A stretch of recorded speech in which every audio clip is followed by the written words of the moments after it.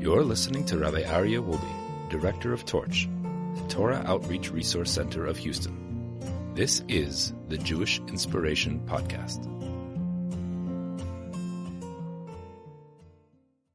Welcome back, everybody, to way number 23. Way number 23 is B'tov Lev, with a good heart.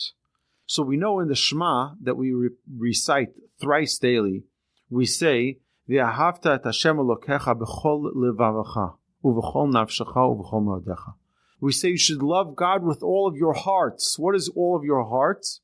Our sages tell us this refers to the two temptations we have inside us.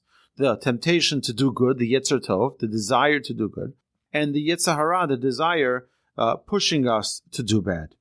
So we know that we have these two forces, these two hearts that are battling it out constantly for our time, for our attention, for our action. And we need to choose the good heart. You want to use your time effectively, but you feel like procrastinating. You want to eat healthy versus you feel like eating chocolate cake. You want wisdom, but you feel like watching TV. You know, the famous verse in Deuteronomy, V'yadata hayom v'hashivota levavecha, and you shall know, have knowledge, and that should return your heart. It should bring your heart back. Meaning we need to use that knowledge, the solid understanding of what's right and what's wrong, prioritizing. We need to remind ourselves daily about how we want to be good. Don't get caught up with life. Career is great, but career should not take us off our goal and our mission of the things we need to accomplish. We need to be conscious of our battle between our wants, our desires, and our temptations. As soon as we have clear of what is our wants, our desires, and temptations, then we can have a very clear battle plan of how we overcome them. But we have to at least identify things. You know, the world we're living in has a facade. You ever see a beautiful BMW? You know what that BMW is made of? It's made of some piece of scrap metal that they soldered together. And then after they did all of that, and there's wires going everywhere, after they did all of that, they put a nice sheet of metal with many different contours and you know, a nice design. And then they painted it beautifully and gave it a glaze covering on top. And how it looks so beautiful. But the truth is, what is it? It's a bunch of twisted metal inside. You look at a wall, like, wow, this is a beautiful wall. But the truth is, you have wires in that wall. You have a sheetrock, but it's just painted over so beautifully so you don't even notice it. What's really going on behind? It's very easy to get caught up with confusion because things look and they appear to the eyes of the undiscerned as being something which is possibly beautiful, something which is possibly virtuous, and sadly, many times it isn't. So we have to be careful of the matrix in our lives, the things which are not real, but present themselves as if they are.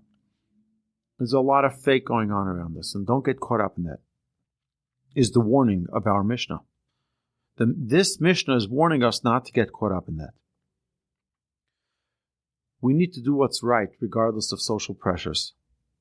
One who truly desires to be good should be learned. This will help you discern between good and not good. Before every decision conclude, what does my soul want and what does my body want? Two different things. Your body might want to have that other drink, but your soul doesn't. Your soul's saying, bring me back to another torch class. Bring me back to another learning opportunity. Before every decision, conclude, what does my body want? What does my soul want? In Ethics of Our Fathers, chapter 2, Mishna 9, it says, what is the just way for a man to conduct his life? The Mishnah concludes, and all the students went to go figure out what's the best way to conduct your life. Rabbi Elazar ben Aruch gave the correct answer, and that was belev tov, with a good heart.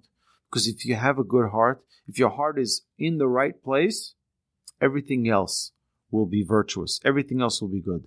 The heart is the engine of all of our other strengths. and the source of all actions. The body does the actions, but the heart inspires it.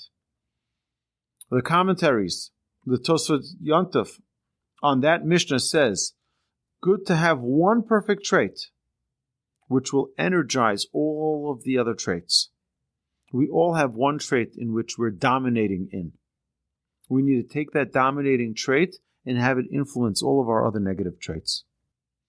It's a good thing for us to sometimes let our children fail. Many times, parents protect their children. They're helicopter parents, and they don't let their child fail. And the result of that is that the child never feels like he has to push himself further, push himself to excel, because he'll get the trophy anyway. I remember my son once went to a soccer league, and once they were done the season, it was the last game of the season, it was like the World Series sort of the soccer, World Cup, and my son's team sadly lost.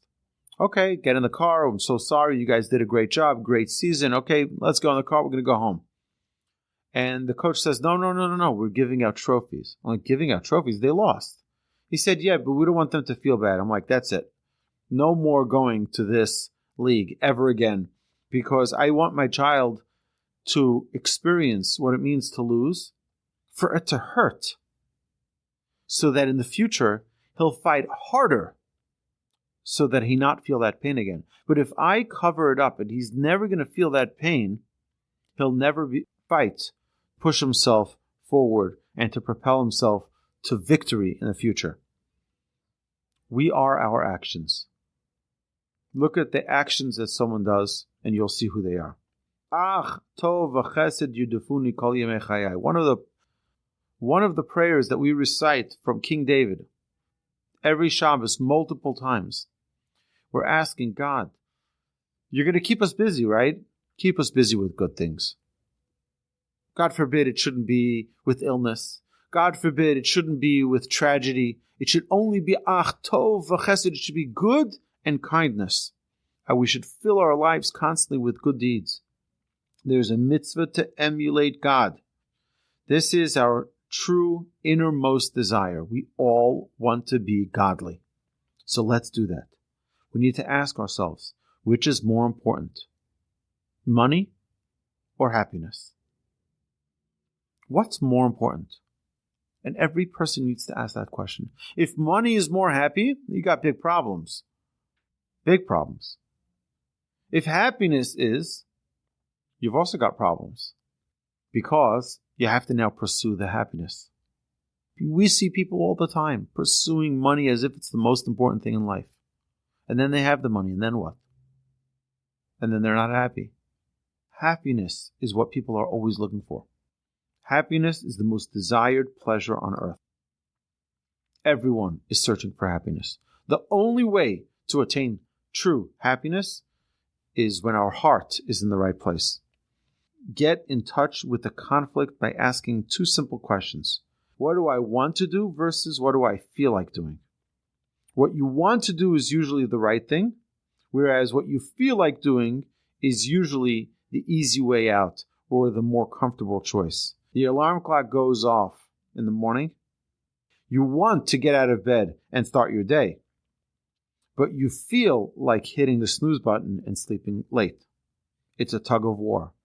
Getting out of bed becomes a real moral dilemma. What do you want out of life? Having our heart in the right place, having a leiv tov, is the key number 23, to maximizing life. Thank you so much. You've been listening to the Jewish Inspiration Podcast, a Torch production. Become a supporter at torchweb.org, because your assistance enables more Torah learning around the globe. To find more lessons offered by Torch, please visit torchpodcasts.com.